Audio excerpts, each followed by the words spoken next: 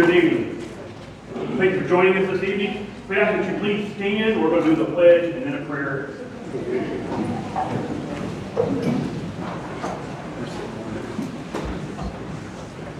Pledge of allegiance. I pledge allegiance to the flag of the United States of America and to the republic for which it stands, one nation, under God, indivisible, with liberty and justice for all. Without your hands for a prayer. Heavenly Father, Lord, thank you for granting us the opportunity to be present here tonight, to have our voice heard, for people to listen to what we have to say. Give us guidance, give us wisdom, give us words to say. We ask that all this in the name of Jesus Christ. Amen. Amen. Again, I'd like to extend a thank you for your time, your effort to join us here tonight. By way of introduction, my name is Jared Cooper. I am the Director of Rural Services for the Oklahoma Department of Commerce. The question might come to your mind, why would I spend my evening doing this? And my role, I've spent over 21 years working in communities and in the state government, working with communities, helping solve challenges for communities, working with partners, and working with citizens just like yourself to find the best solution that we possibly can. So I want to be a partner. I want to be here and help in any way that I can, whatever that may be. Likewise, we have board members who champion the privileges and the rights of the members of East Central Electric Co-op, and we want to recognize them and appreciate the work that they do. And they are joining us here tonight. So by way of introduction, Mike Vernon has served on the ECOC. I'm going to say every acronym wrong tonight. I should have started with a joke. You know, you always start every discussion with a joke. I walked in, I thought it looked like we had a good church service going on because all the latecomers had to sit on the front row. That's how you're supposed to start this stuff. You know, my nerves got the best of me. But Mike Vernon has served on the ECOC board for 10 years, representing the greater Muskogee area. Mike grew up on co-op lines, moved away to the military service, and has been a member of the cooperative at his own home for 18 years. His occupation is as a safety and health director. Jim Hall has served on the ECOEC board for 10 years, representing Muskogee County and parts of Muskogee County. Jim and his family have been co-op members for multiple generations. His occupation is as a Farm Bureau insurance agent. Dwayne Elam has served as the CEO of East Central Electric Cooperative for 1 year. Prior to that, he served the city of Wagner for 2 decades as a public works director and city manager. He is the third generation in his family to be members of East Central Electric Cooperative. Vice President of Office Services, Tamara Hawkins, has been employed at the co-op for 32 years and has lived on co-op lines for almost 20 years. She has held a variety of positions in billing and member services and has served in her current role since 2012.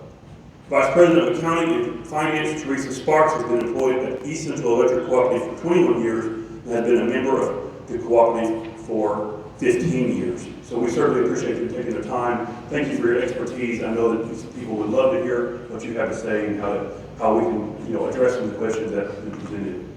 So speaking of questions, how this process began and how this process was oriented was East Central Electric began to receive questions, as many of you know, through online forums and people asking questions. The staff compiled those questions. Many were repeating along the same lines. There was about 30 questions that were submitted, some were repeats, but we're going to take those, summarize those, and we're going to ask these leaders the answer to the questions. They have about 7 minutes on each topic to discuss this. I think many of the questions you have already in your mind will be addressed in these first few.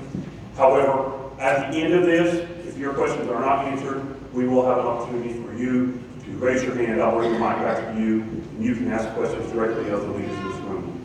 So, ladies and gentlemen, again, thank you for your time. I'm going to begin with question number 1. The pertinent question was on everybody's mind. Why have rates increased recently, and what specifically is driving those costs? First off, let me, not working. All right, thank you.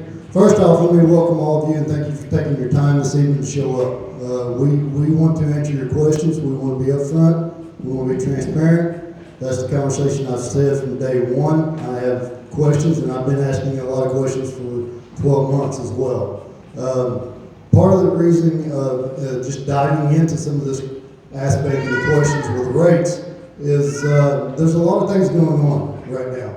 There's a twofold aspect with PCA and CCA that's got a lot of people on their mind. I want to address the PCA aspect of it first and foremost. And I'm going to try to break down acronyms as well as I go through it. So I apologize with my industry knowledge as I go. PCA is what I refer to as a power cost adjustment. That is a mechanism that your generation and transmission providers utilize. That's what they sell to the wholesale distribution levels, such as us. That's the cost that we have to pay our wholesale providers and generation from that aspect. Those costs are 75% fixed. In other words, that is a pass-through. We do not collect or we do not keep any of that cost.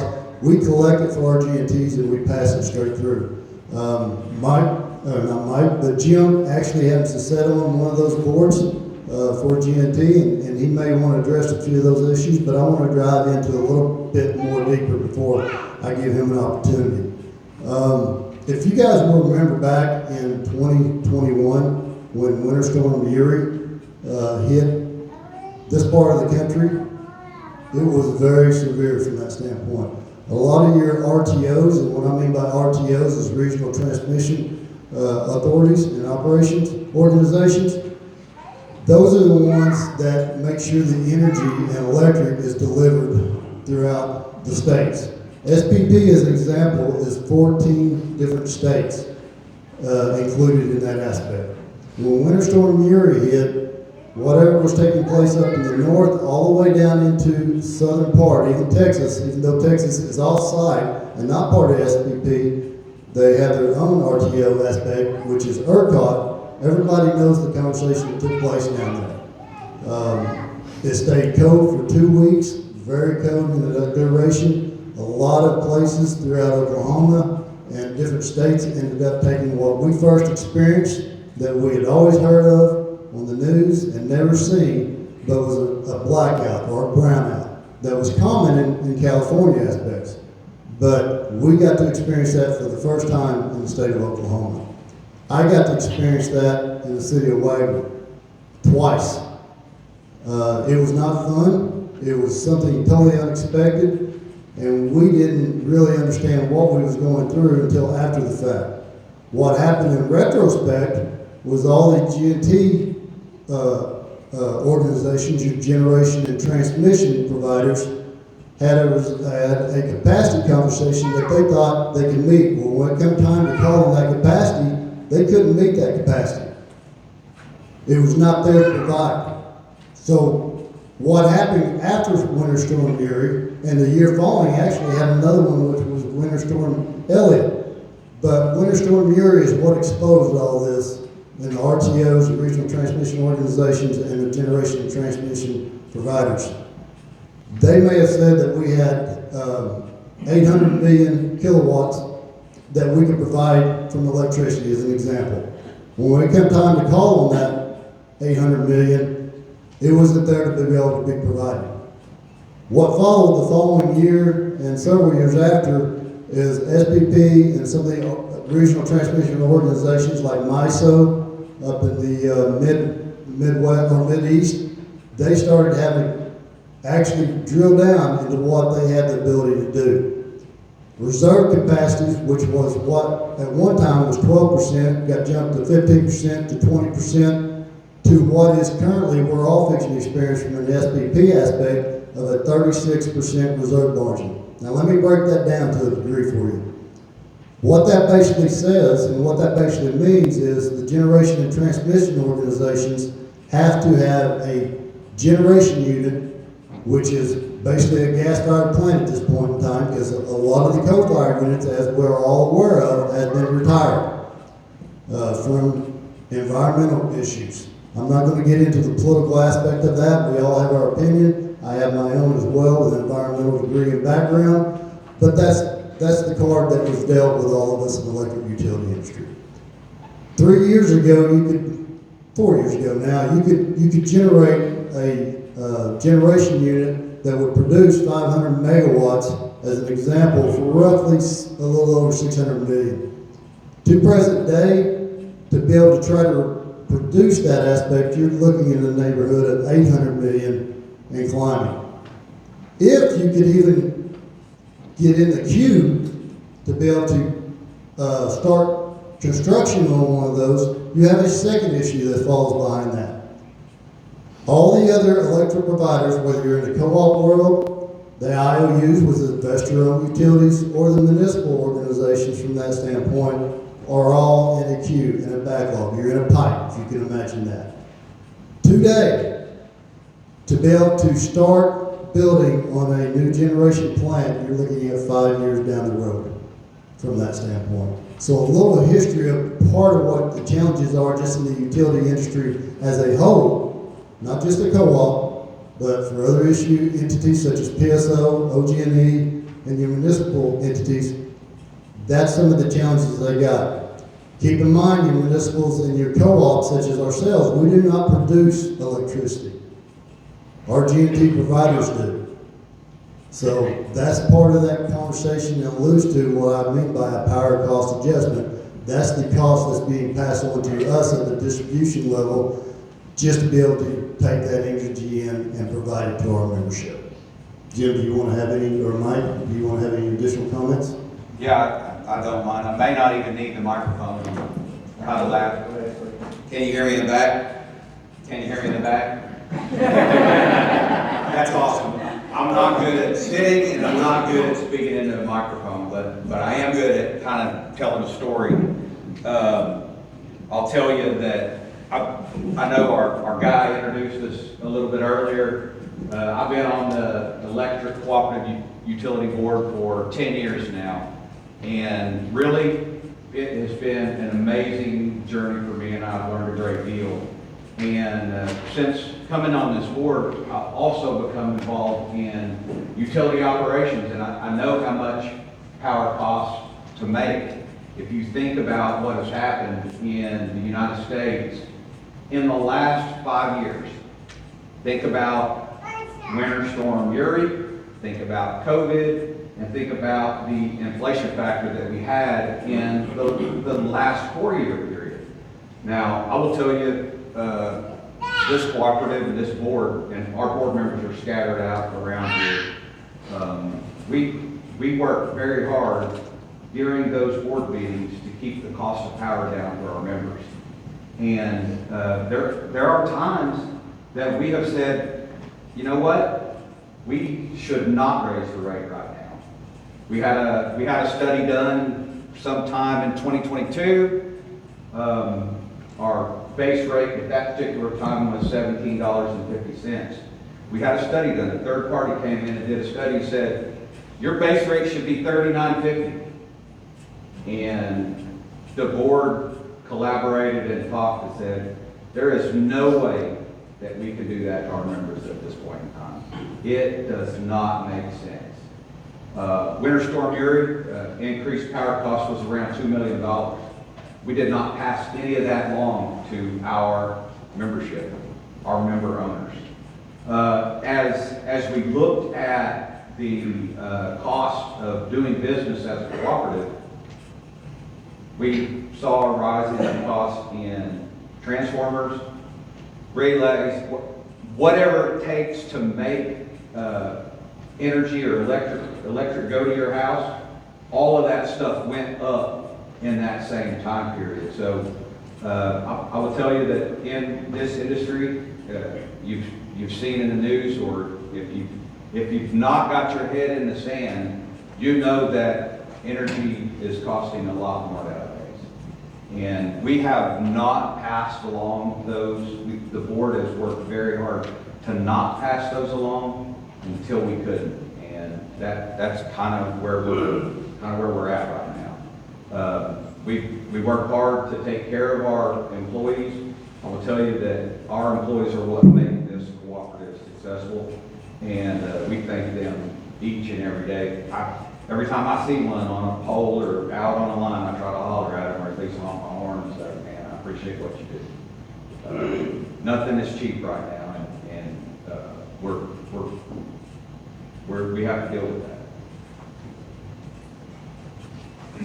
Tamara, would you talk a little bit about about our graph here and the Yes.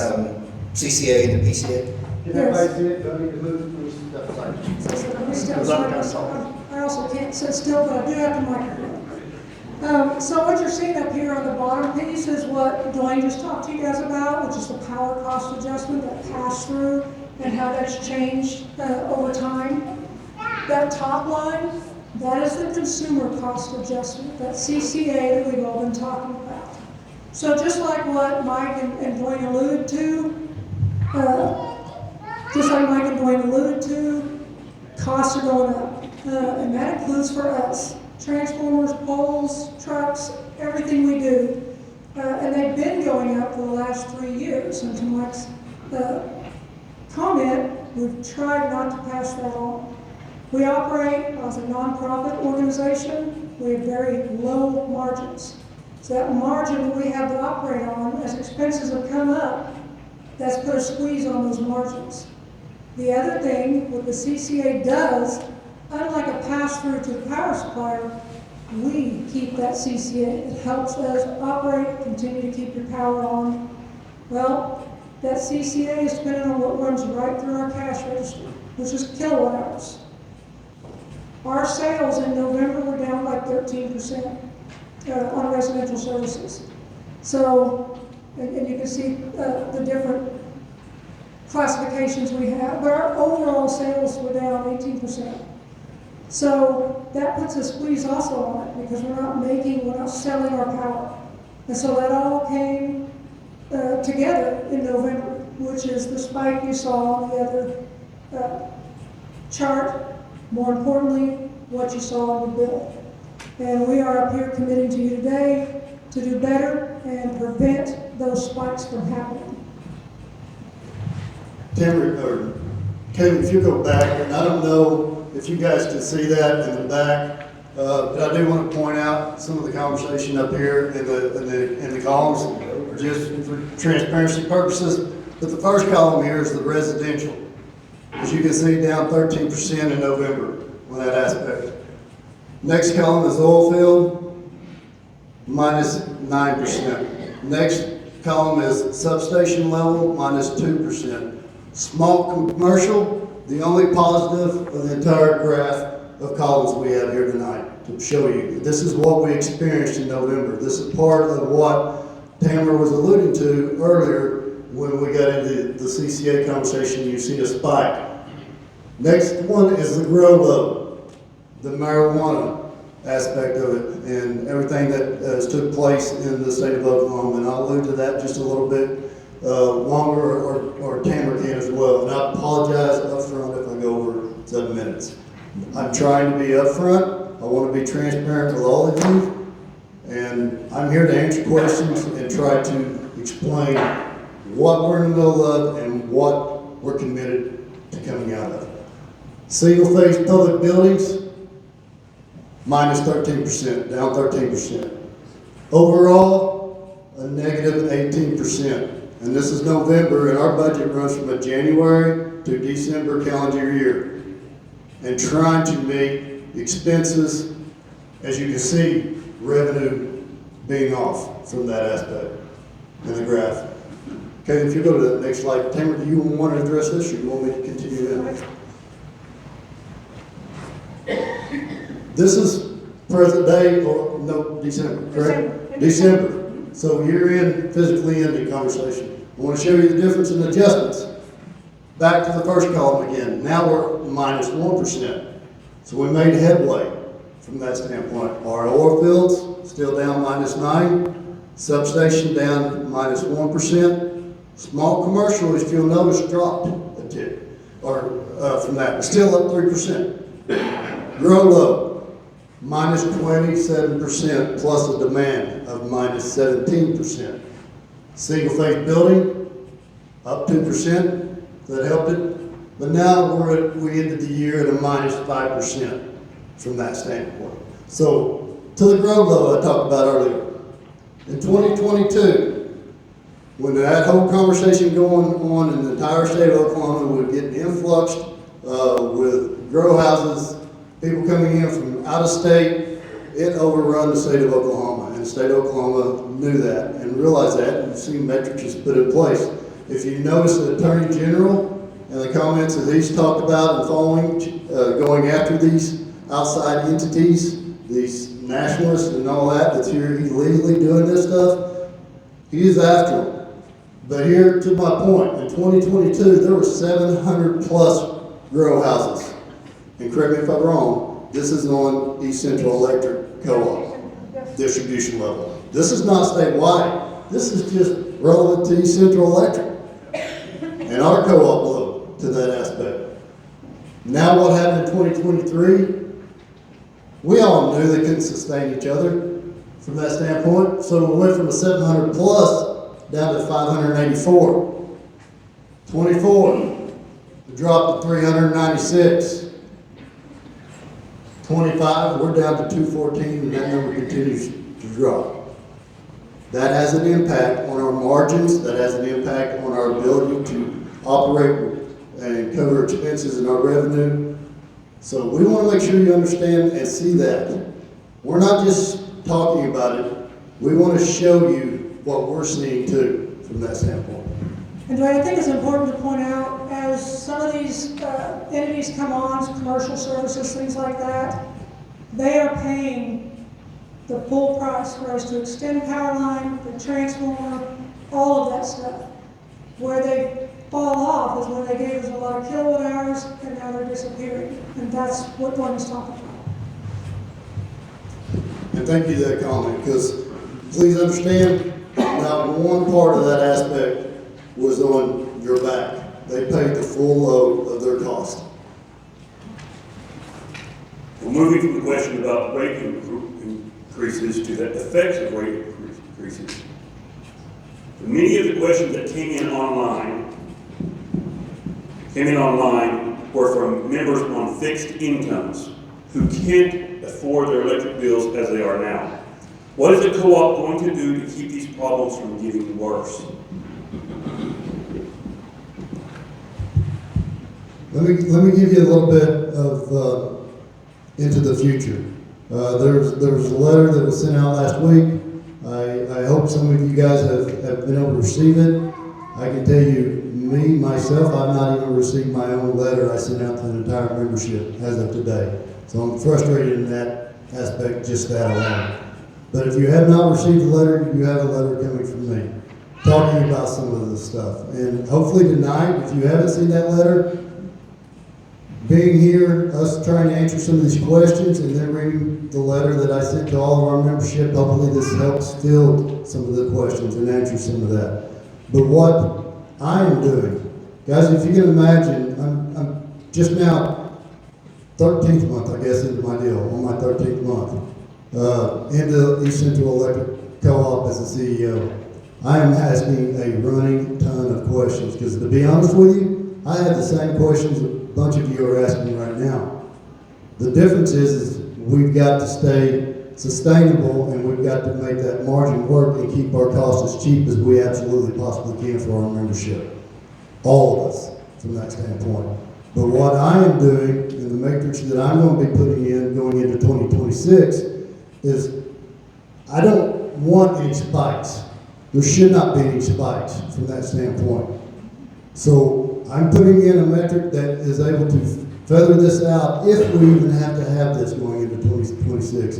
And I am working very hard right now with the budgeting aspects, cutting every expense that we absolutely can to help benefit the membership from that standpoint. We're also going to be looking at the PCA aspect, because the PCA has the same challenges. You see the peaks and valleys in that aspect, it has the same effect. I don't like peaks and valleys. Those on a fixed income, I have neighbors in that aspect. My retired parents are in that same conversation. I have friends and family that I grew up with my entire life that has this aspect with their family members. It's hard to budget when you have that. But if you have an idea of what that's going to be, it makes it a lot easier for you to budget in today's ever-changing world. We also have an AMP plan. And if you don't know what an AMP plan is, it's an average monthly program. And I'll let Tamara allude to it, but basically it will take your peaks and valleys and average it for a 12-month aspect. So you have an idea of what that electric bill may be, whether it's January, April, or whatever other month you want to put in that, because it's averaging a 12-month span in that regard. You want to add to that? Yeah, so when it comes to trying to help levelize your bill, we live in Oklahoma, right? Weather's all over the place, we know that. So one of the things that Essential offers and not very many of our members take advantage of is average billing. We offer it, we recommend it. Other things, like a lot of our members on fixed income, they'll call us and their due date is on a certain day and they get paid just 3 days after it. We will change your due date. There's different due dates for our membership. So we have 4 different due dates to choose from. And then, we've just got a lot of other programs that try to help our members. If you just give us a call, we'll work with you. And please call. We encourage you to. We want to help work with you. But we can't call you if we don't know there's an issue. So we want you to call us. Let us try to help. Thank you. Question 3. Some of the questions submitted online reveal a deep lack of trust that the board and management are really even trying to do the right thing. For example, is the co-op audited? And would the board be open to members bringing in an auditor of their own choosing? I got it. Mike, if I could, Pick me. prior to you jumping in here, I heard the comment of what is the board and management doing. Hopefully, I've laid a little bit of a path up into this far of what are doing and are going to continue to do into the future. So we're taking this serious. We're addressing this serious as well. So I want all of you guys, my fellow members in East Central, know we're in the same conversation with you, and we want to help. So from that perspective, I'll tell you that every month that we get together and talk as a board, it's a consistent delivery of a message. What is best for our membership? And we don't think about the grow houses. We don't think about the big farmer. We think about, for the lack of a better term, the little mature person on the end of the line. How do we best serve them? And I will tell you that it is important for us, and we have demonstrated it year after year since I've been on this board, that we are not going to just raise the rates willy-nilly. Again, we had a service tell us your base rate needs to be $39.75. We as a board said, don't work for us. Don't work for the little mature person at the end of the line. It is important that we keep our rates low. In fact, didn't raise our rate for 2 years after that. And when they told us to go to $39.75, we went to $25. We didn't get anywhere close to the base rate of $39.75. That's what your board does. The consistency that this board has put together, and we, I guess I'm young. No, Jay's the youngest guy on the board. Jay out of the McIntosh County area is the youngest guy on the board, and I'll tell you that his philosophy is just the same as everybody else on the board. We are worried about the rate for the person at the end of the line on a fixed income, and we have not raised those rates as a result of that. For the audit, I read comments all the time, and I will tell you, I get frustrated because we as a board sit there and try to work very hard to try to keep rates low.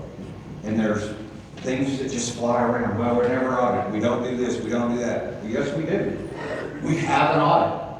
Every year we have an audit. And it's by a third party. We don't choose the format or who comes. They have to come and audit us based on our U.S. standards.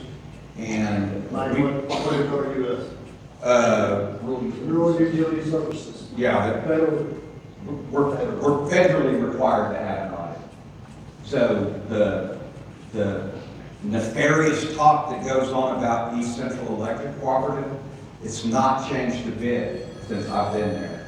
And for me to be a part of that organization at the board level is one of the honors of my lifetime. I've done a lot of really cool stuff. up, but this is really one of the fantastic places that has honorable, selfless service and integrity. And I like to be a part of an organization like that. I think it's important that our customers know. And I really believe we should do more of these, bring customers in, not intimidated a bit by having a difficult conversation, because if you guys don't believe that the cost of power has increased in the last 5 years, you have not been paying attention to what's going on in the world.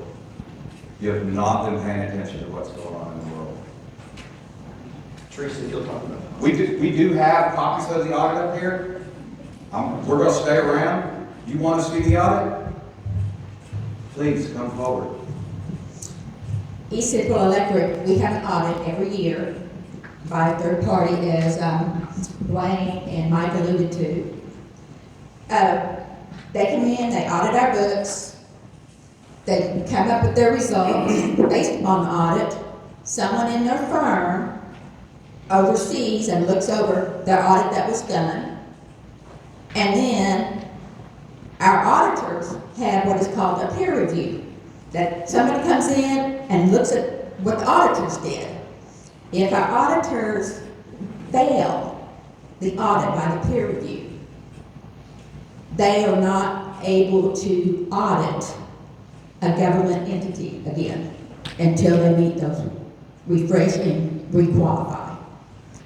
We're a not-for-profit taxable entity, so we get our loan funds from RUS, Rural Utility Services, a branch off of USDA. And because of that, we have to have an audit. That's where our loan funds come from. We can't get money if we don't have an audit.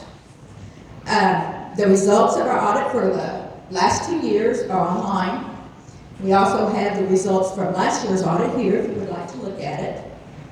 And every 3 years, we go out for bids for our auditors.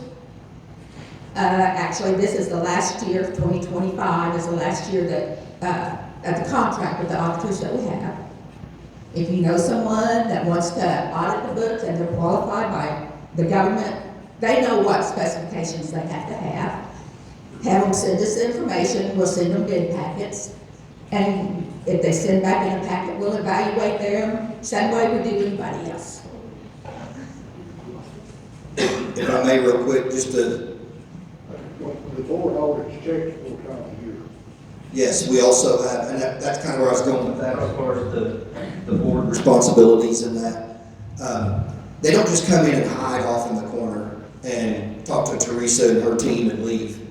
The auditors come in, they have an introduction meeting, we sit down with them, we tell them, they tell us everything that they're going to look for, and then we tell them, oh, by the way, we also want you to look for this and this and this. So it's our responsibility as a board to extend their scope a little bit. So we may tell them, I'm just pulling one out of the air here, we've noticed our line loss is going up.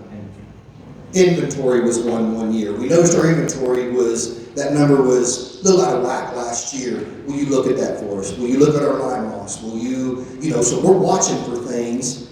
So we're sticking them on those specific things that is on top of the audit itself.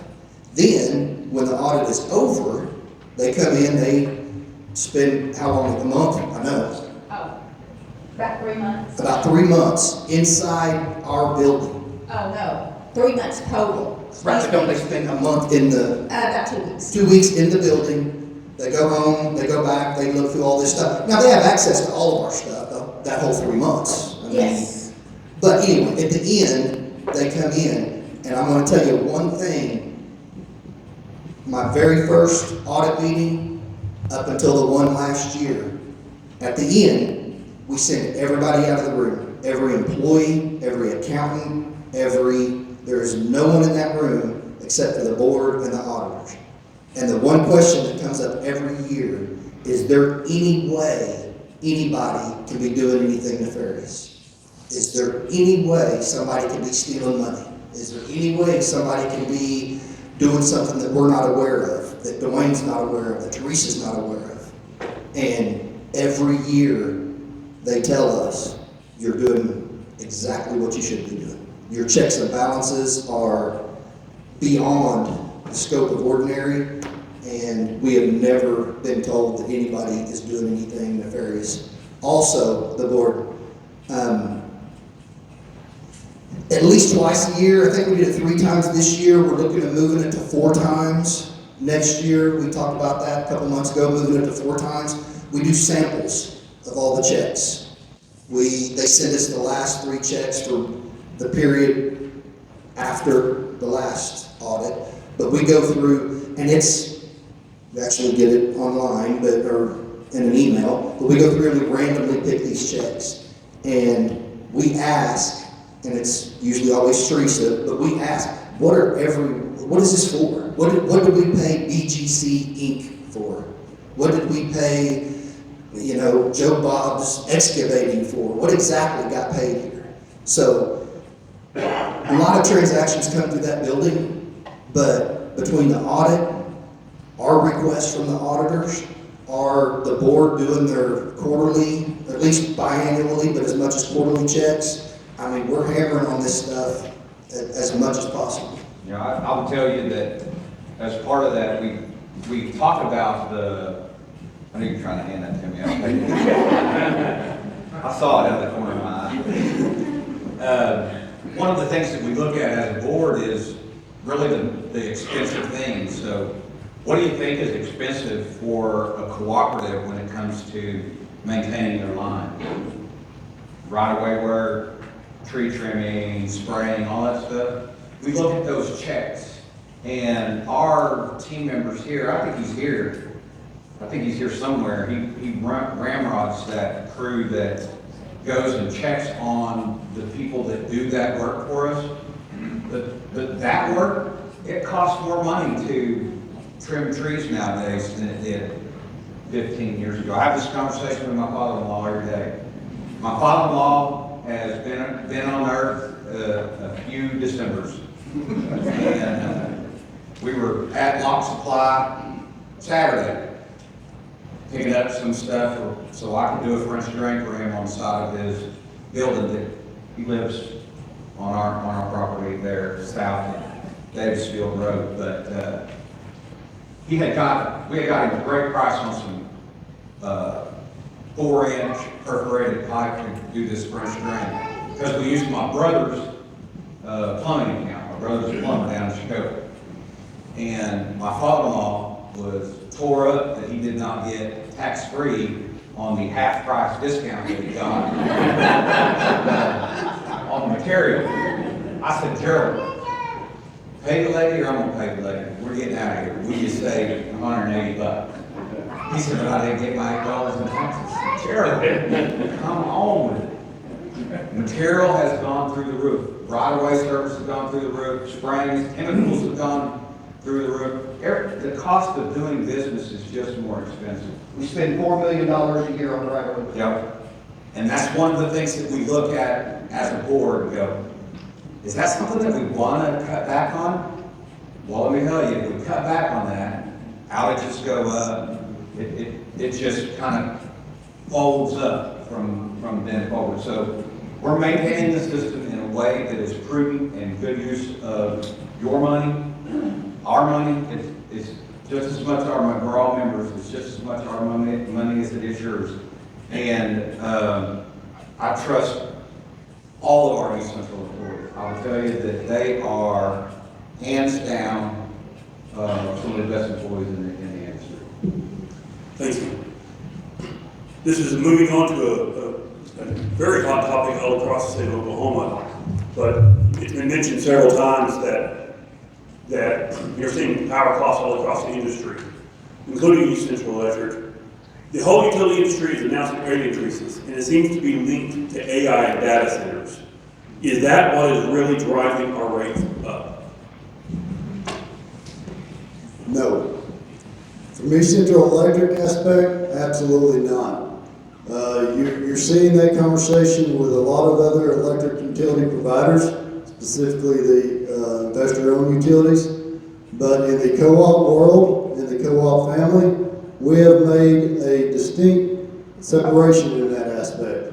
We will not entertain a data center, AI center on our lines at any risk to our membership or cost. That is a promise I make to you. It will not be allowed. The only way we will ever entertain that conversation is if they fully fund the entire cost of the structure, build, and everything else from that standpoint. And if they do that, going down through that path, the offset to that standpoint, which will reach the energy, that will be a responsibility of our generation and transmission providers, but we will get the benefit of the revenue aspect. If we did do that, it would help offset and maintain to try to keep our rates lower. But to answer that question directly with East Central, because I know Muskogee County is an example, and I'm going to point to this right quick, because we're in Muskogee. This is a conversation that was announced roughly a month and a half ago at Muskogee City Council. But there's two entities, and I believe there was Google, if I'm correct, gentlemen, from that standpoint. That is in East Central territory, but that is not East Central Electric, and it has absolutely no bearing on our cost or our members' cost. The other one is in Summit that is going on, right smack dab in the middle of our territory as well. But if you will notice with those entities, they are selected and they are dropped down right underneath a big transmission line. They have to have that amount of power running through it for a substation and all the rest of the industry components that goes with that. So again, to answer that question direct to East Central, is AI, is data center affecting and driving our rates up at East Central? No. The great thing about AI and data centers is it would be the same that would happen with the dope house. Drug house. We reap the benefit. Everybody in the membership reap the benefit from that load. Like they used enormous amounts of power, we reap the benefit from that. And we didn't have to supply them the infrastructure. They paid for it up front, we just put it in place. If data centers built everything and just said, hey, give us some power and we could reap benefit from it, that would be something that the board would certainly consider, but I like all of the information that floats around. We're not even entertaining a data center at this particular point in time. And if we did, by the way, if you'll notice, Dwayne talked earlier about when the grow house loads fell off, okay, how that affected us. We've already told, and they know, like Dwayne said, that risk will pass through to the generation. And the generation co-ops are saying the only way we'll even look at it is if it is at zero risk to our members. So what did we learn from the marijuana boom? Okay, we made it pay everything up front. Yeah, there we go. We made it pay everything up front. Now you're going to hear some industry lingo, peak and demand and that kind of stuff. Okay, when they were at full blast, yes, they were using a lot of electricity. So that set a new peak. Okay, the people we buy our electricity from, when East Central Electric sets a peak, we've just now told them that this is how much energy we could need at any certain time. Okay? That determines some of what our costs are. It's directly correlated to the PCA. Right, to the PCA. Production, where are we at? There we go. There we go. Power cost adjustment.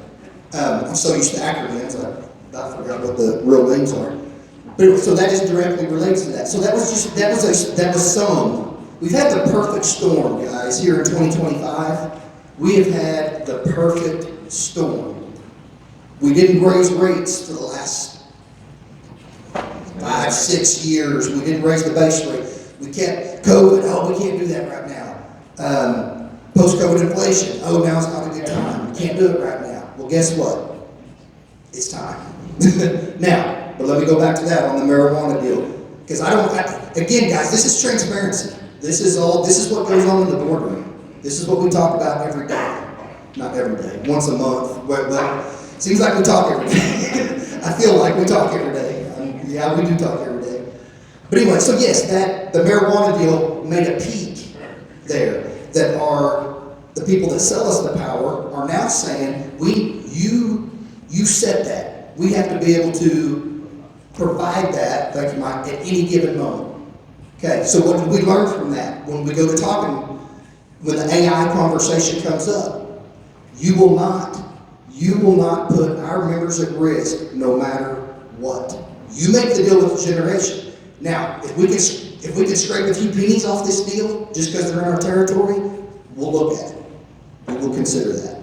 But guys, these are 500 megawatt, 1,000 megawatt loads. These are 10 super Walmarts in one place.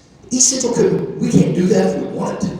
That's out of our wheelhouse. But they will not affect our members. And call us on it. If you hear of an AI the one in Council Hill has nothing to do with East Central. Nothing. Period. Nothing. Not costing us a penny. Nothing. That's OG&E line running through there. Watch them. They like you said, they land under transmission lines.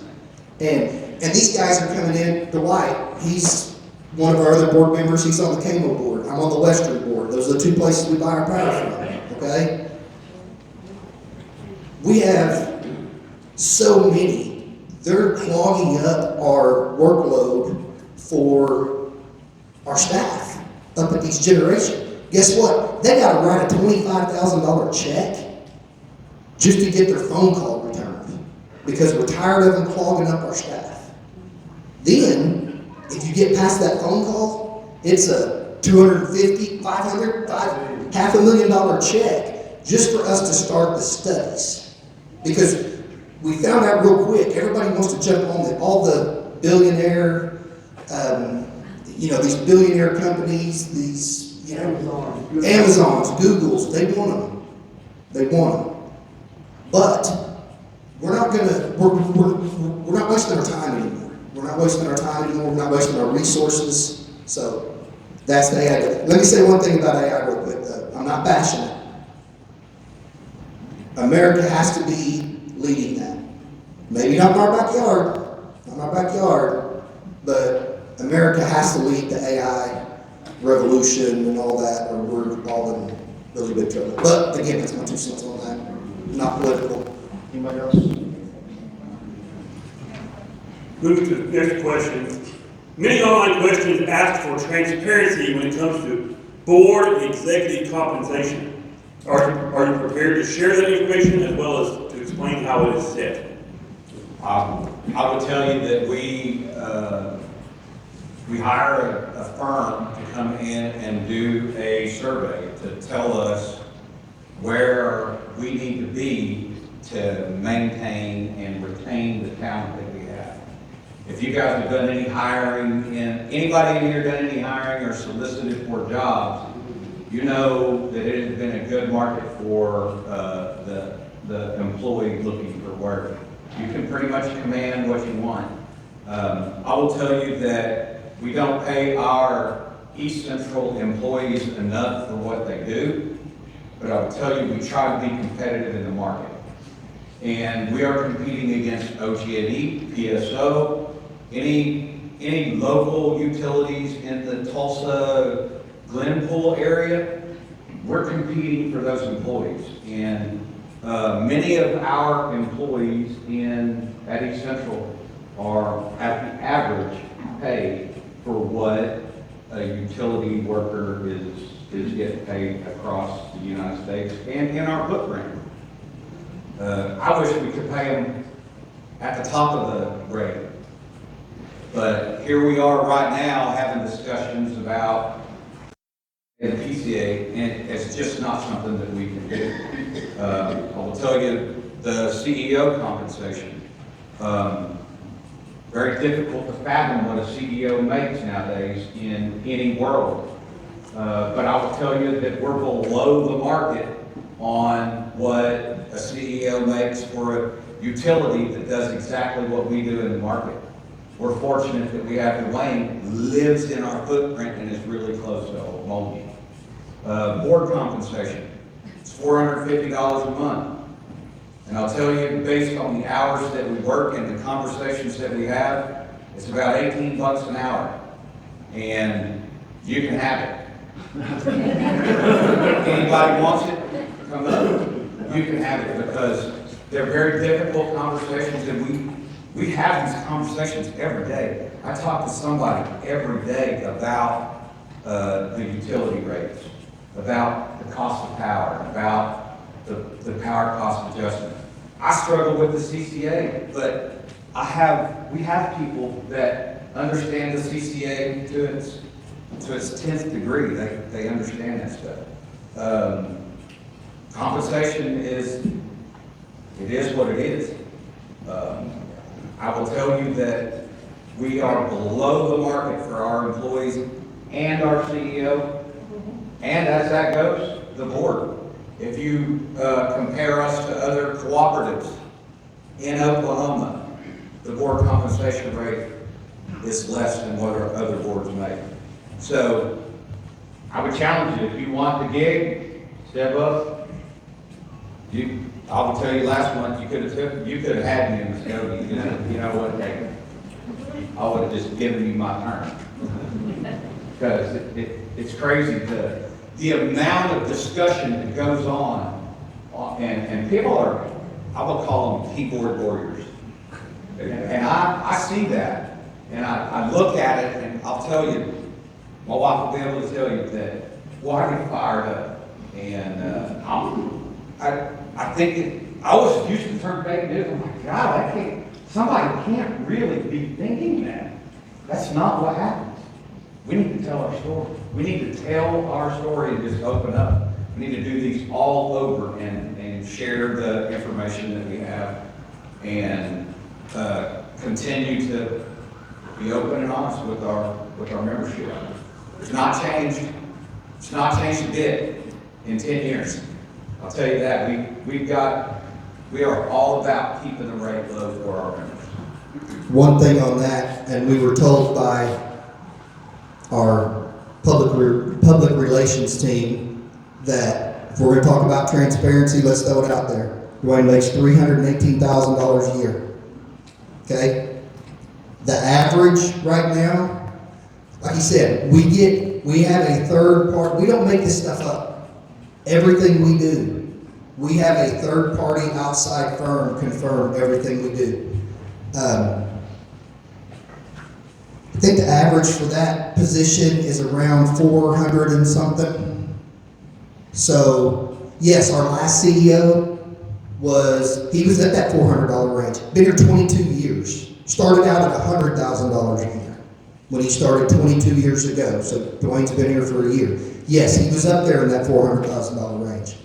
I would expect everybody in here who works a job that you probably expect a raise every year, and probably a Christmas bonus, and probably donuts for a meeting every now and then, I would say. I mean, I could be wrong, but anyway, all of these, every employee we have, they are above average. They are above average. They're the best in the industry. And we fight every year just to try and get them to the average. I'm embarrassed by it. As a board member and making those calls, I'm embarrassed by it, honestly. We took maybe 3 years ago, 4 years ago, we decided that we wanted to be a premier in Oklahoma, and even in Oklahoma. This was during, remember when you couldn't hire anybody that short time after COVID? So that just went and we have not been able to move our team members up, our East Central employees up to above the average. So every other cooperative in the state is above our average for our people at work. We look locally, we look statewide, and then we look at a 5-state region. That's what we look at. Just a little bit of clarification, because like I said, I don't want anybody saying we didn't say it right. the $450, it's a per diem. We meet once a month normally, sometimes we meet more, but we have a scheduled board meeting last Friday of every month, I think it is. Fourth Friday of every month. We move them around occasionally. But anyway, it's $450 per diem, and like Mike said, you look at our hours and we spend, it's about $18. The And training that we went through to become a board member requires multiple weeks somewhere going to some training certification class. I will tell you, it's out of the one thing I'm gonna tell you right now, this will float around Facebook. East Central board members make $450 every day. Not true. Fake news. It's easy for a keyboard warrior to stroke that sitting in the living room on the couch. What do you get paid? Say it again. What does the board members make? We just told you $450 per diem per day. Do you guys get benefits too? We meet once per month. Yeah, plus benefits. $415 per month. Or 50, not 50. Or 50, I'm sorry. Yeah. A little hard to hear. Yeah, I am too. That's why I talk loud. plus health insurance, I'm sorry, yes, plus the health insurance. Plus the health insurance, we're eligible for the same program that the employees are on. But it is $450 per diem, and plus the health insurance, the same ones that all the employees do. Thank you, gentlemen. For the sake of time, you have additional. I do, just one comment I would like to address in regards to our employees. And I have a sincere passion for that, and I'll explain why. This past spring, if you guys recall, we had storm after storm after storm that rode in on us. We had outage to deal with. We had, is it Labor Day or Memorial Day in the spring? I get the two confused. Memorial Day that happened that Monday. I'm here to tell you that Saturday, that Sunday, and that Monday, your lineman was out there ensuring that your co-op and you as members had electricity, and it was coming on as soon as fast as they could get it restored. They was not home. They was not with their family. They was there. And how I know? I was right there with them. I can verify every step of the way. And I will go to battle for those gentlemen because I see what they do at 2 o'clock in the morning when everybody else is asleep and the luxury of just flipping a switch. There's an enormous amount of stuff that goes on behind the scenes for our members' benefit. One other question, because I think this ties in well with what we're talking about right now. There is what's the score where they say we're satisfied with East Central? What's that score? What's it called? Member satisfaction survey. You hear the noise. You hear small pockets of noise about how crazy things are going on at East Central Electric. It's not true. There are some situations that we've got to address, and we will address those in turn. And we're glad to have discussions. Oftentimes, I'll throw my number out there. Jim has thrown his name and number out and said, call me, I'll have that conversation. I'm telling anybody in the room right now, call me. I'll have the conversation very easily. We can meet and have coffee or have some donuts on me. I'll use my $450 per diem. I'm not scared about it one bit. But the member survey, our score has gone up every year. We're not doing the things that are out there online right now. Our member survey is highest that it's ever been, and that takes all 37,000 meters on the system. It's not something that's Fourth best in the country. it's the fourth best in the states. No, in the United States, Yes. we were ranked for member satisfaction. That ain't got boo to do with us. That's got everything to do with the East Central employees, the people that we want to bring up to a higher level. Obviously, you can see the passion for these ladies and gentlemen. This is close to the heart. Dwayne, this question directly is asked to you. It says, in the letter that was mailed out to co-op members, Dwayne, you alluded to the impact that ecoLINK fiber is having on the co-op's finances. Will you please elaborate on what the role ecoLINK plays in all of this? Yes, I'll travel down that path a little bit, and then I'll probably hand it off to one of the board members that has more knowledge in that.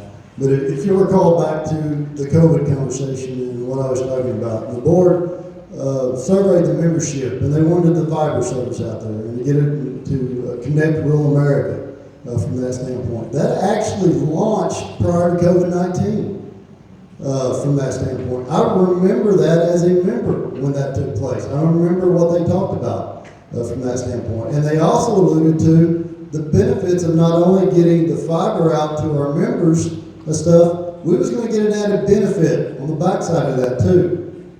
We was going to be able to put in a smart grid and a self-healing conversation in our electric distribution system so that we could speed up electric outages and stuff that takes the electric down in that aspect. Guys, we are still working on that today. Those costs have gone up as well. So yes, that adds to the conversation of helping us get to that attainable smart grid aspect that helps reduce and will reduce our outage times as members. It's a vital role in that conversation. And the added benefit is, when I talked about COVID-19, you know what happened? Because I know you did. You saw exactly what I saw. The country shut down. You couldn't go to work. School systems shut down. My wife is a school counselor. All the kids had to start doing homework from school remotely. How can you do that if you don't have internet access? Or you got to dial tone. Everybody remembers that aspect from that standpoint. Fast forward to today. You get on it and bam, it's right there. The ecoLINK fiber is a major benefit to East Central electric members. Yes, we still got a ways to go. Yes, we still are traveling some of those paths with build-outs. But the added benefit will be worth it in the end for our members. Just real quick to just give you an idea of the scope of that project. It took us 85 years to build this electric system where it sits today. We touched every inch of it in 5 years. Every inch of it we touched. We strung those lines. Big undertaking. I'm gonna have, if y'all don't mind real quick, I'm gonna hand it off to Jeremy. He's our Vice President of ecoLINK Broadband Services, and he's gonna tell you a little bit about that project and why we sped it up. We sped it up because our members asked to. We didn't get into the internet business because we wanted to. We got into the internet business. It had some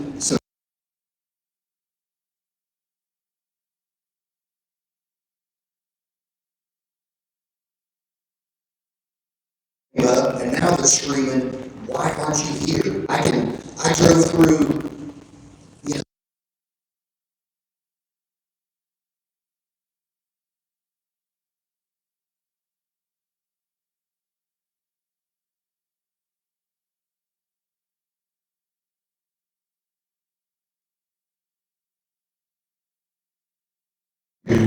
member surveys that said, bring fiber internet. This is something we want. And they had the opportunity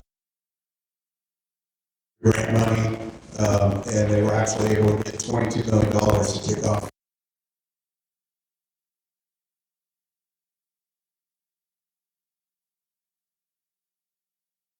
Started in 2019. I came on board in 2019 doing construction. It started in March, took till December to hook up the first customer. It takes that long to do this kind of work and construction. Right after that, in 2020, the federal government announced the RDOF program, which is Rural Development Opportunity Fund. We were able to secure another $8.9 million through that program to help fund the membership build. And then as part of the COVID-19 release package,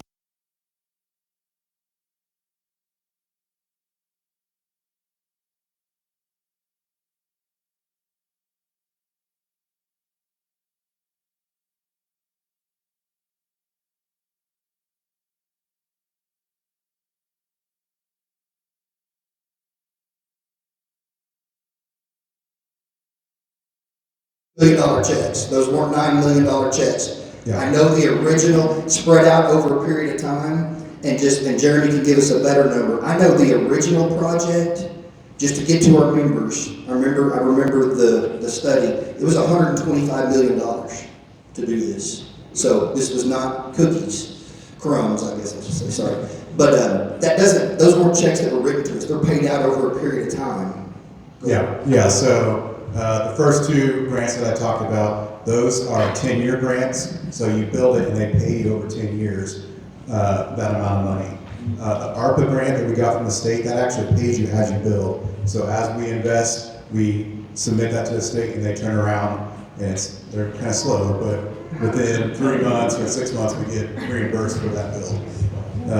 But that's been interesting. And going back and talking about the member benefit, I remember when COVID happened and there was a shutdown, we had members contacting us. We started in the southeast portion of our down by Eufaula. We started building there and building to the northwest.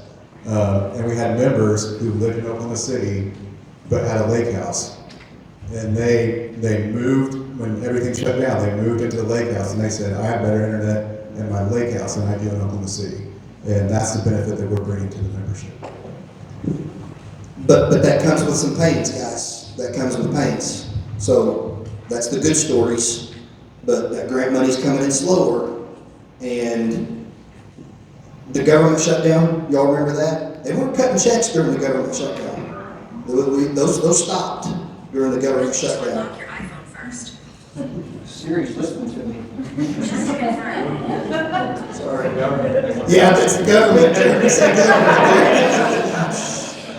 But anyway, so just a second. It's a great story. 10 years from now, 15 years from now, it will be one of the things that redefines rural America. I put it the way that Jim put it.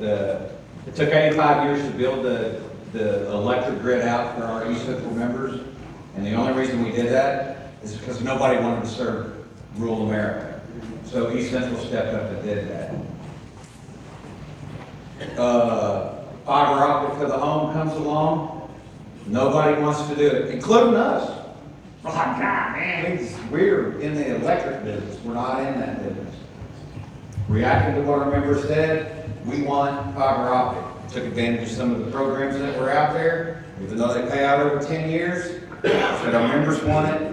If we don't do it for them, nobody's going to do it. Yeah, so to give you a little bit about my background, before I came to East Central, I spent 15 years at a independent phone company that built into Old Muskogee, built through Morris, built into Bixby, or into Jinx, into Bartlesville, into Henrietta, and they built into the business corridors, and they would pass your house with their fiber and not serve you, unless you were the mayor, or you were on the city council, or there was some benefit to them to serve you.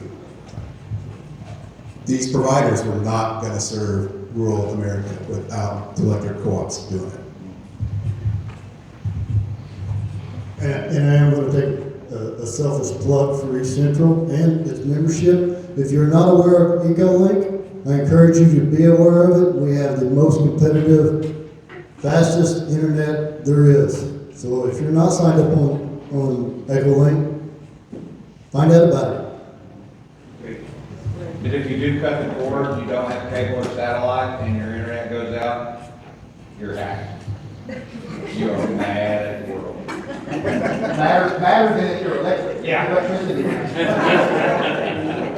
And by the way, we have no contracts. While members are concerned with rising cost adjustments, they also have concerns about kilowatt-hour usage. If it is being read accurately, and if the meters can be trusted. What information can you share about that? So I'll take that one, being in the building department. We monitor all of our meter data management stuff that comes through. So we use what's called an Aclara I-210 plus meter. It meets all of the standards required for metering across the United States. And the other thing we use is what's called a power line carrier system. That basically you'll hear us say PLC, It basically means your meter readings are they're basically being carried by the power line. They're coming up the power line to the substation. So there's two things that we are using at East Central to help our members. First one is the midnight readings, what we call a hard reading. That is East Central Electric Systems calling your meter and asking for that reading. It'd be no different than us walking out there and actually reading your meter. It is a stronger communication, and the reading that comes back is the one that we use to bill you. The second piece of information that we get from the meters is what we call interval, or what you guys see on Smart Hub and stuff is your hourly readings. We do not use those to bill you. Those are used to display in your apps and stuff to help you, the member, and help us also analyze how your home or your business is using power. So one of the things that surfaces from time to time is, what are these little stars? Why is it estimating my hourly readings? The difference in the two readings, the one where we're actually making a call to the meter, I kind of liken that to a landline phone. We're making a phone call, a hard phone call to that meter. The meters that are coming, the readings that are coming in from your hourly, I liken that to like a cell phone. It's actually being sent from the meter. We're not asking the meter for it. There's 37,000 meters, and there's 24 hourly readings times all 37,000 of those meters coming up the power. Once in a while, they'll lose communication. It does not mean we've lost the data. It just means we've lost the communication. So when those readings come in, if it's missing spaces, it'll actually alert you that there's missing spaces. That is our transparency to let you guys know that we're missing some communication. It's kind of like talking to your mom on the phone. You got one bar, you think you're going to make that phone call, and you lose it. It doesn't mean you aren't having a conversation with them. That's the difference in the two readings. One we use to bill you, one we simply use to display for your information. Final question. Finally, for the questions that were submitted online, what can members do to get more certainty in their electric bills, and also to stay informed and hold you all accountable for what you said here tonight? So one of the things we already alluded to earlier is some of the programs that we have. Average billing, again, our average billing program is surprising how many people don't take advantage of it. We have some that we talk to about it, and they're just saying, no, just leave it alone. But it's actually a wonderful program because it just levelizes your bill, literally just averages it for the year. You're paying an average, so when your bill spikes up, you're paying the lower amount. When your bill is lower, you're paying the higher amount, and that allows you to more easily budget. Again, I mentioned earlier that we have 4 different billing cycles. So that's 4 different due dates to choose from. So if you're on a fixed income and there's a certain time of the month you get paid, give us a call. We'll take a look at changing those. And then the last thing we offer is prepaid metering. It allows you to see what you're using every single day. Because the day before, what you used yesterday, we're calculating today and letting you know how much you're using and how much it is. We have had members on our prepaid system drop their usage by 15% because they're aware of it every single day.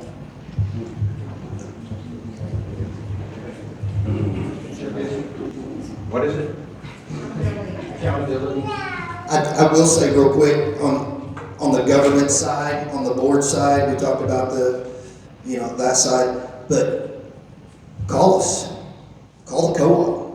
Don't assume anything, call the co-op. This is the only industry where we promote for you to use less of what we're selling. I know it doesn't make any sense, but and this is trying to educate a little bit here and on transparency. Remember me telling you about the marijuana boom and the peak? We don't want those peaks. We do not want peaks. Uri, boom, big peak. Elliott, boom, big peak. We don't want to have to pay for those over 12 months. We do not want peaks. So peaks are bad. Peaks are bad. When it gets 110 for, a week, that's bad. That's bad. We don't want that. I know if you don't, I know some people out there, well, we don't trust. We have mobile meter testing. They will come to your house, sit with you standing right there next to them, plug up your meter and test your meter. We have one in the office. We'll unplug it, we'll bring it to the office, we'll test it there. I heard said that, oh, you're taking our meter away, we don't trust it, you're finagling with the usage, okay, so we wouldn't buy a mobile unit. We'll bring it out there to you, set it up, we'll test it right there. I know our PR people are gonna help me on this one. Free home energy audits. They'll come out, they'll do a free home energy audit. They'll send a guy out, he charges us per house. They'll send a guy out, they'll do a home energy audit. What else? After you get the report, we've got rebates to help you with anything that was notated on the report. We give rebates to help you pay. Okay. So that needs to be done to your house. Something I heard a couple days ago talking to one of the people that deal a lot with the public is the people that do call and we go out there, we help them find things.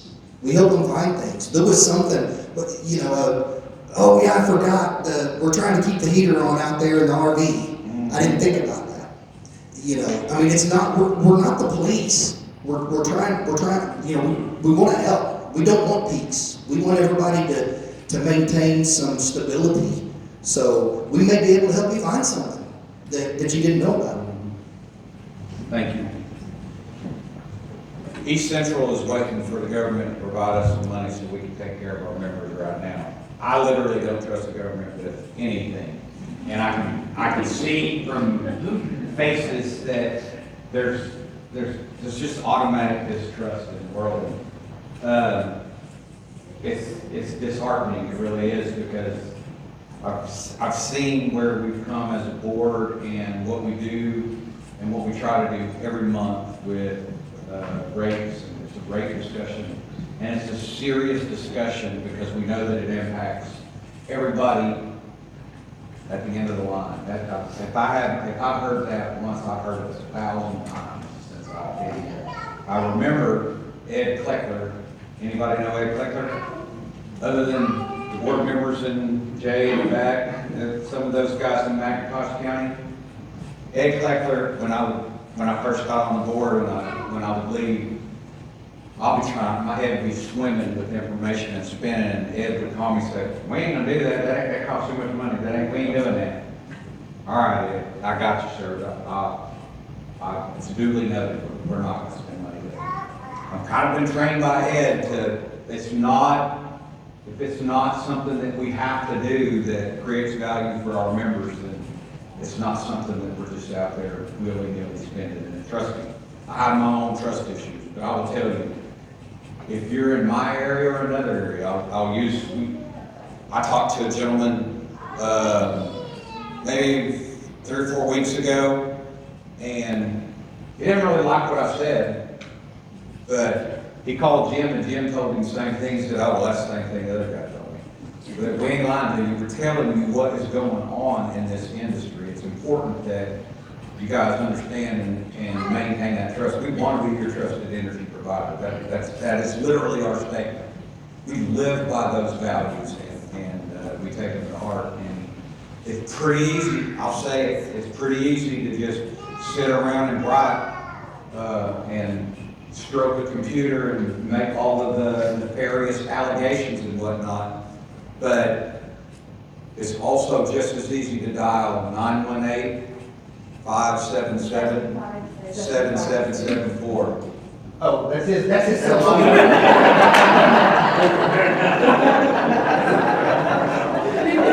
I will have the conversation day or night. 577-7774. You would think I was lucky, but I am not. You can call.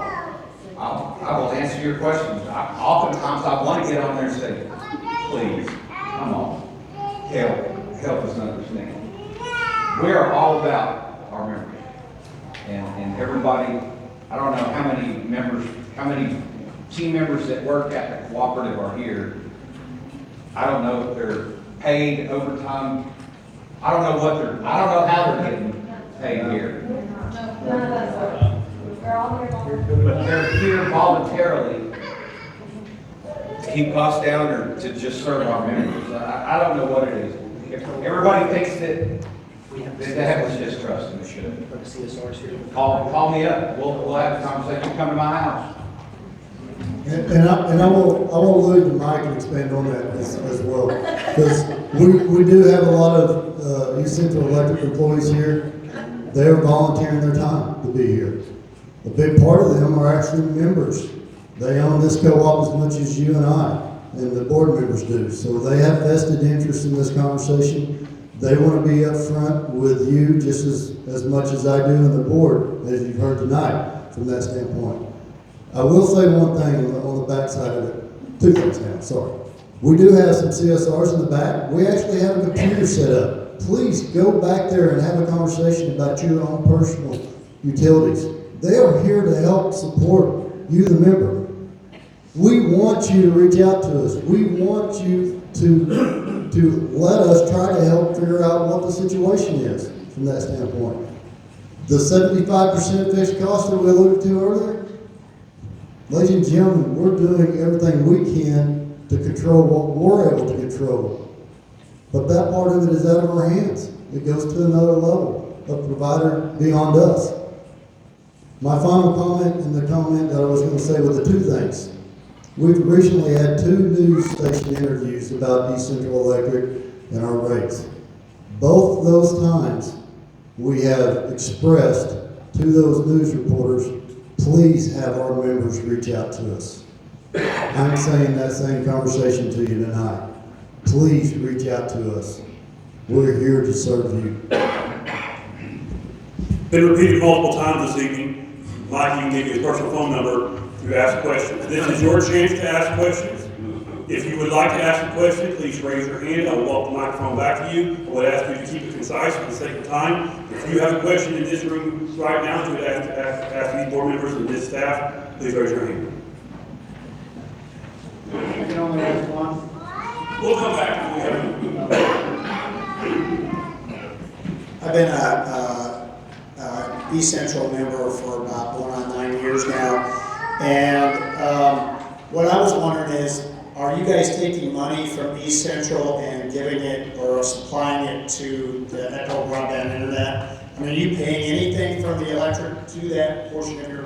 I know it's supposed to be separate, but are you guys paying money? I would say that certainly there is an amount of money that goes to ecoLINK.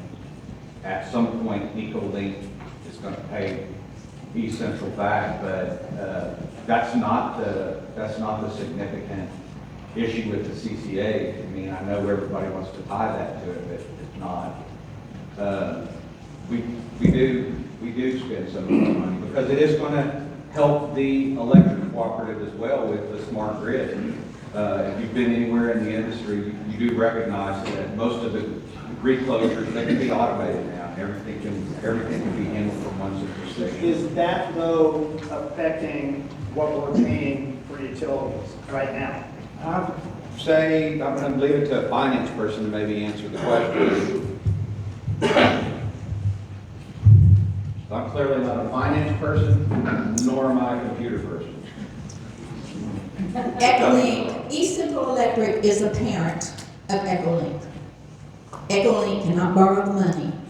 East Central has to borrow the money. ecoLINK will pay as a loan.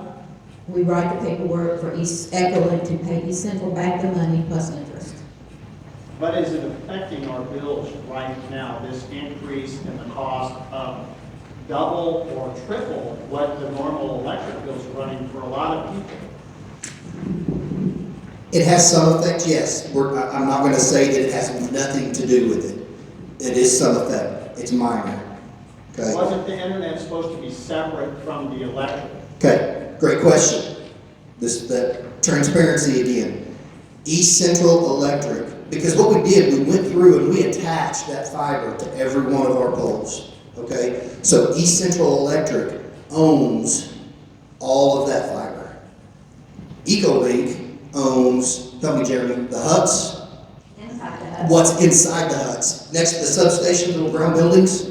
Okay, ecoLINK, potato, potato, you know what I'm talking about. Inside the huts, And inside the ecoLINK, homes. and inside the homes. east. Everything else is, the vast majority of the 125 billion I told you about earlier, East Central Electric, the parent, owns that. So yes, not to say that, oh no, it's having zero effect on it. Of course it did. We had to borrow a lot of money. But just like when you start any new business, it takes a little time. We got some government subsidies. Great. They're coming in. But anytime you start a new business, there's some growing pains there. So no, East Central isn't, ecoLINK is not, fully stood up 100% all by itself and making tons of cash. How come you don't raise the rates there? The 55 for 100 megabytes versus the 85 for a gig. How come you just don't raise the rates there and help cover that instead of pulling it? I know I don't want that either, and I'm sure nobody else does, but instead of having a $300 higher electric bill than I had a month before, or it's, my house is mainly gas. The only big bill I have is in the summertime with air conditioning, because everything else is natural gas, OG&E. And I'm turning off every single light in my house, not running lights, taking light bulbs out, and all of them are LED, and I'm minimizing, and I'm one person in my home. So. Okay. Great question. We've talked about that. Increasing the rates on ecoLINK. Some of these areas we get into in New Yucca, America, no, there is no competition. There's only one. Around the Morris area, say, we weren't the only ones to get this money, this broadband money. There was a lot of big, huge companies that bid this money and won a lot of this money. Dobson, have y'all seen the name Dobson floating around out there? Okay. Blue Peak, they won a lot of this money too. So you got to be careful because there's some competition. There's some competition in some areas.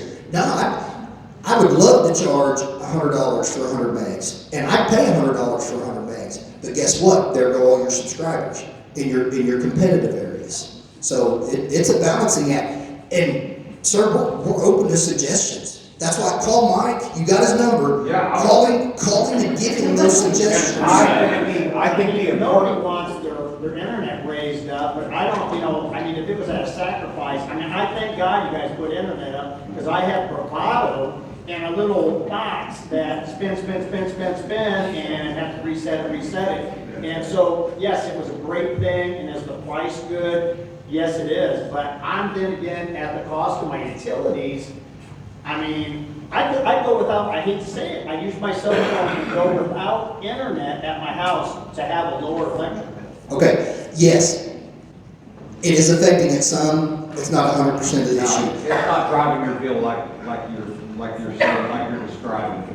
I think, has anybody been out for an energy survey at your house? There's no sense in it. All my neighbors are having bills that went from $200 to $400, and somebody went from $300 to $600, and another gal I know, her bill's $700. Well, I'm wondering because I'm on the same line and my bill didn't go up $200.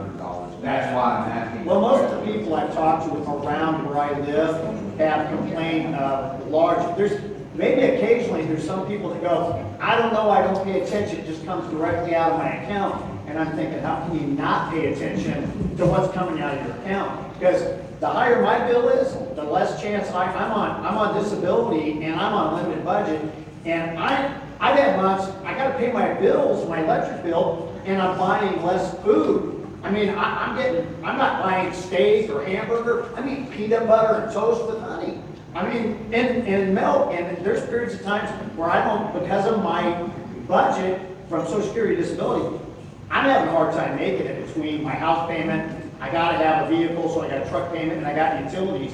I was waiting for the 3 months. November come rolling around, I knew my bill was gonna be less than $100. The worst case it's been during that time is like in the fall, it's been maybe $100, but to over double my bill is, I got the church bringing food to my house because I don't have food. And I'm not the only one. There's many people that are they're disabled, that are seniors, that are living on a low budget, and to have a large electric bill, how are they gonna live? I mean, you know, everybody else, somebody that makes, I don't mean to dog you, but you make over $300,000 a year, your electric bill being even $1,000 a month, you could probably pay it.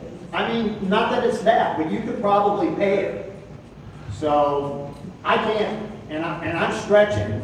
And we hear you. We've taken how many thousands of calls at the co-op, or CSRs have taken how many thousands of calls. We hear you, and we're working on it. And It one was other question, Lake Region is a co-op, and there's a deal in the watchdog deal, and you know who it is.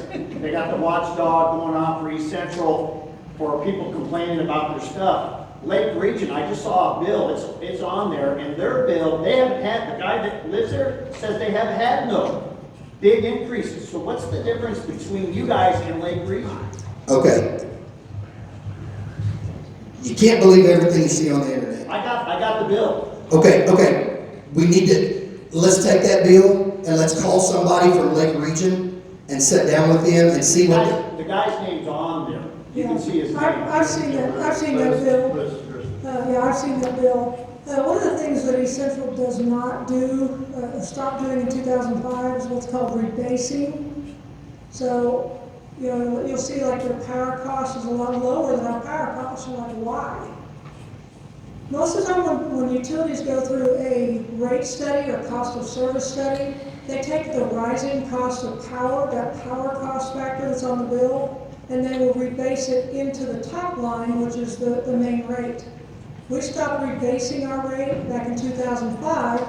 The thought process was fully disclosing to our members the cost of power. So ours sometimes looks like the power cost looks incredibly high.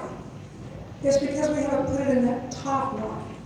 Now, different utilities have different step rates and base rates as well. So depending on the time of year, like we offer a discount over 2,000 kilowatt hours in the wintertime. Depending on the time of year, there's different co-ops have different base rates. It also depends on their density, how many meters or miles of line they serve, all of that kind of stuff.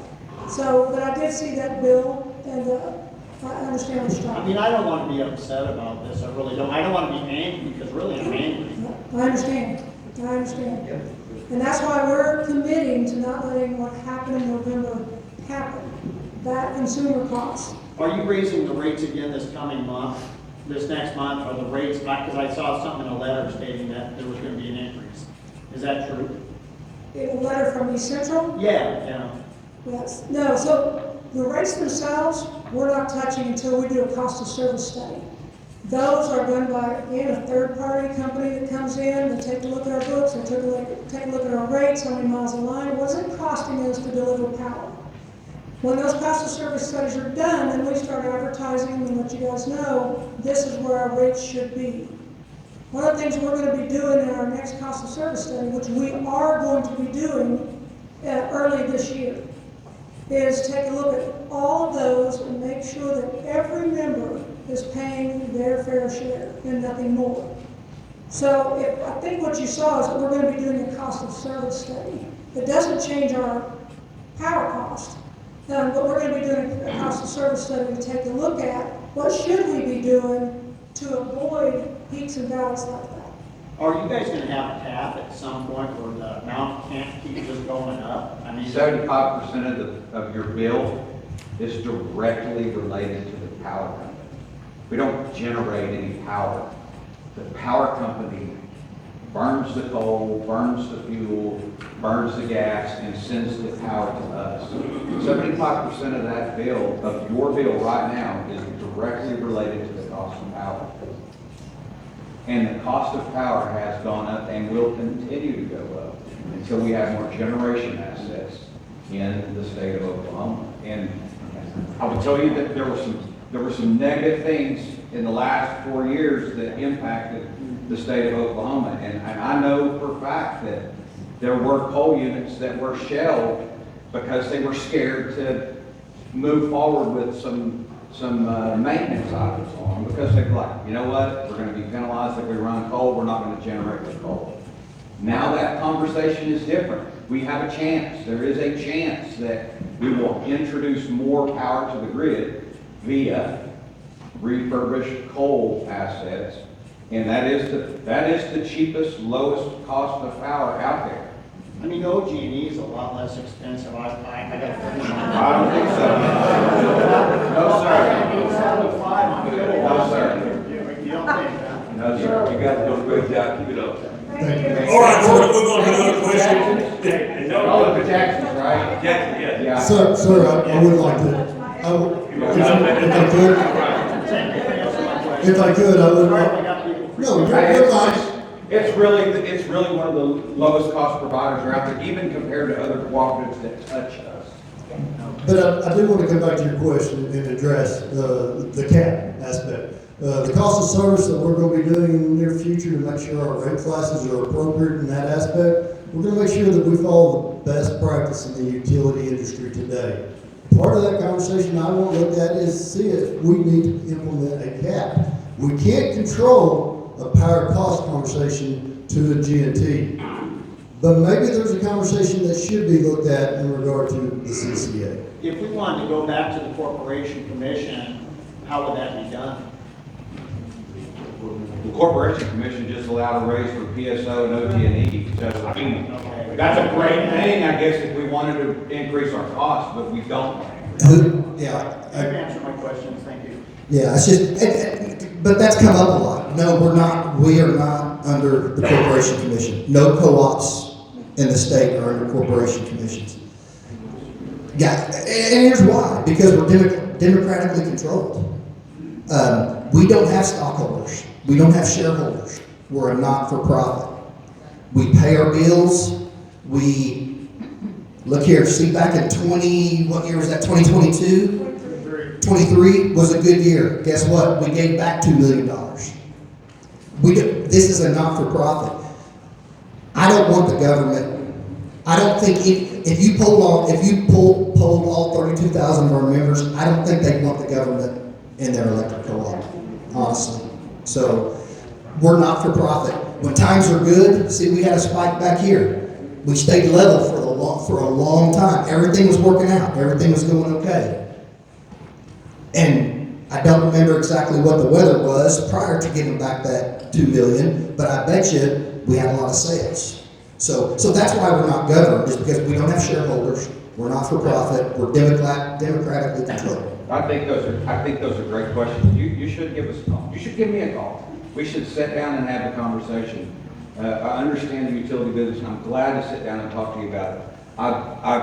Jim and I talk to customers or members extensively through this month, and I would challenge everybody. Hey, if you see some crazy stuff online, tell them to call Mike or tell them to call. Well, can they call Jim? Call Jim too. Let's have a conversation. I looked at a spreadsheet that the accounting group sent to us, and the questions around the CCA have kind of always been in the background, lurking around. So I asked the question, hey, what have we done with the CCA over the last 5 years? Well, guess what? The last 5 years, we've held it at zero, or we've taken it to a negative number, meaning it was money back to the consumer. Just recently have we started to have to utilize the CCA.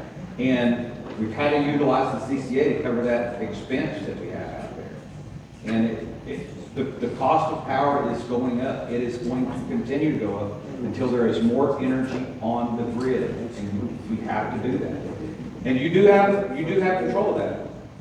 Your vote matters. Go out and vote for those politicians that are about energy. Call your legislators. Ask them about energy. Call me up, man. Question? I got a question for you. I'll come back. Okay, who benefits from all of the windmills and the solar panels that are being put in? Who's benefiting from that? There are some tax, I can answer that question. There are some tax credits that are available, that were available in the last administration for those windmill operators and solar farm operators. I know this because I'm exposed to maybe some wind farms, but when generation is needed and it's light, and there's a lot of wind in Kansas, they'll take power from the windmills and the solar farms. But everybody knows the wind doesn't blow all the time, unless you live on my place, the wind blows up there all the dang time. And the sun don't shine all the time, but we have a solar farm there at East Central Electric. Why do we have a solar farm at East Central Electric? Because members said, hey, why don't we have any green resources? Let's get some of that. Well, we put some in, not a lot of people bought those. I bought some because I felt like I was obligated to buy So them. it's not beneficial? It hasn't impacted us a great deal. Let me jump in there in the green energy conversation, and I'm not gonna get political. We all have our own political opinions of that aspect, but I want to throw some facts out. And these are facts based. And keep in mind, I have an environmental background and degree as well. But let's scroll back 4 years, 5 years. Winter Storm Erie, what I alluded to earlier. Everybody remember what was taking place in Texas? What was going on? They lost their electric grid. Froze. Then the electric couldn't produce the water plants, which what happened next? You had a second utility go offline. They wouldn't have water. We literally in this country in Texas had people lose their life over that conversation. The second part of what I want to allude to is the windmills froze up. The solar panels covered up with ice and snow. Where was the generation? Coal is the generation. Coal. Thermal generation.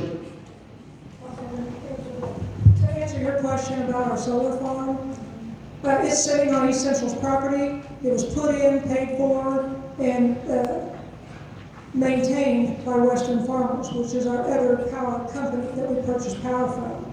So it didn't cost East Central Electric members at all for us to put that solar farm there. Is it a benefit? The members that came in and paid, a little bit for a panel, they get about $1.26 a month. It just depends on what it generates. I see the readings that come in on it. The average, we'll say about 53,000 kilowatt hours a month. That is a lot of kilowatt hours for 1 month, but that wouldn't even power part of a Walmart. So, if that answers your question. That's a big piece of property. We bought some panels too. We did.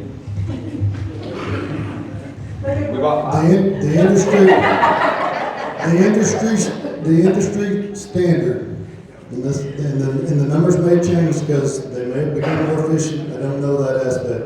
But if you'll notice and you see the solar farm conversation going in, they're taking massive acreage to go into that aspect. So what I'm fixing to allude to is wrap your head around this and understand. It takes roughly 6 acres to produce 1 megawatt.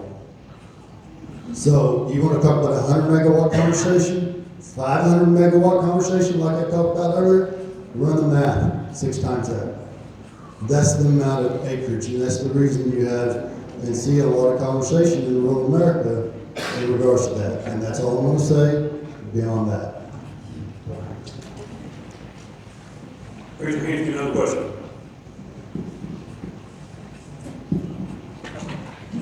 My biggest thing is, we've been members for 30 years in the cooperative. I've never used the number of kilowatts that I've used in the last 5 years, ever. And it's like 3 times to 4 times the national average. Okay, in the last 5 years, has anything changed on your property? Not We really. couldn't hear the question. The question was, over the last 5 years, they've used 3 to 5 times the number of kilowatt hours than they have. And that's being member. So I can speak to, apologize. So I can speak to East Central's average. East Central's residential average is 1,141 kilowatt hours. Minus 6,000. Yeah, so that's where we recommend that we come to your property, we talk to you, we look at what you have. Do you have just a house? Do you have a house and shop? What do you got So I going expect a on? little more than the average. I expect maybe double. Yeah. Not 3 and 4 and 5 times the average. Right, and that's what we want to, what is using that power. And And that's important to us. And that's why we want to be able to come out there, we'll send a lineman out, we will do anything, everything we can to help determine And the what's one causing thing the that did usage. change was the meter change. Yeah, and so the new meters that we've been changing over the last 5 years, they are a solid state meter. When they come to us, they are tested, they're batch tested, and we keep those test results. Instead of a dial that's in them, which has mechanics and stuff, they are solid state. So we have had some members that, okay, my bill just went up. We tested their old meter, and it tested slow. I'm not saying that's the situation with yours at all, but these new meters definitely have a different operating, they just don't have the mechanics inside. They don't have a dial. Testing slow means we weren't charging enough, or? Correct. Okay. Yeah, but when you have a dial meter, things can get into them, and they just slow down. And we actually, I think Catherine put our meter testing up here at the front. I would encourage you And to. man, we want to help you. Let us come out, let us do an assessment, let our member services come out and do that, and see what we can find. There's one thing I do want to allude to, and then I'll probably pitch this back to Tamara, because we've had several conversations regarding this inside the co-op. But I can remember this very easily for me. You know, I'm third generation East Central Electric co-op member. My grandpa ran a dairy in Muskogee County. My father continued that conversation. We got cattle, and we changed pretty much to the cattle conversation. So I have cattle at home to take care of as well. But I can remember this, and it did not happen very long ago. And I was just scratching my head. This don't make sense. But Christmas Eve, it was 71 degrees. I was on a tractor feeding a short sleeve shirt. It made no sense to me. And then when I went back to the co-op and started diving into some of these calls that we're getting from members and the usage issue, it made no sense to me. I continue to ask questions daily at the co-op. If you don't believe me, ask the employees that are here. They're probably afraid of some of the questions I continue to ask, and I will continue to ask until I get the answer. That's how I'm built. I encourage these questions because we need that information. But Tamara did find something that was unique. As far as the weather patterns? Yeah, so I've been at the co-op for 32 years. I've talked to members my entire career. It's been my honor to talk to our members my entire career. One of the things I see throughout Oklahoma's weather is just kind of all over the place. We all know that. It's kind of the joke that people talk about. One of the things I see when weather is just going to stay cold, people's usages, they'll be up, but their units don't work as hard. They will just stay hot. When it does this, I see higher usage patterns. One of the things we look at is weather volatility, heat degree days, but there's things that people don't think about. I sure didn't. As an average Joe, I just know it's 60 degrees during the day. I forget that it gets to 29 at night. I got up this morning and it was 27 degrees. So when it gets to 60 degrees during the day, it's beautiful and everything. When it drops to 29 degrees, your unit's actually working harder because you've got humidity and stuff going on. So people's units actually work differently during weather volatility, and I have seen it over and over and over again. Is it hard to explain? Absolutely, because on Christmas Eve, we were in shorts, and 5 days later, it was cold. And we remember the next few days. I've got one thing to add, and I advocate for this all the time. If there are high bills or there are energy concerns at your home, you should take advantage of the energy survey. And our ladies here, I will tell you, she works tirelessly. If there are situations that require some money and it's not available, that's what Operation Roundup is about. That's your money that you have round up your bill from $39.99, you gave a cent, and that Operation Roundup, we try to give that money back to the members that are in need. If they got a fire, a tornado, If something bad has happened, or, hey, I'm on fixed income and I got a serious energy need here, we can get you in touch with an application and get that taken care And of. FYI, that is a whole separate committee. That is not the board. That is no employees. That is a whole separate committee made up of a person from each district that serves on that. The board, we see a report on it, have nothing to do with it, nothing. I think that energy survey is amazing. If you've not had your home energy survey, I know what they do during it, so I do that at my house, but they're just money flying out the window on electricity.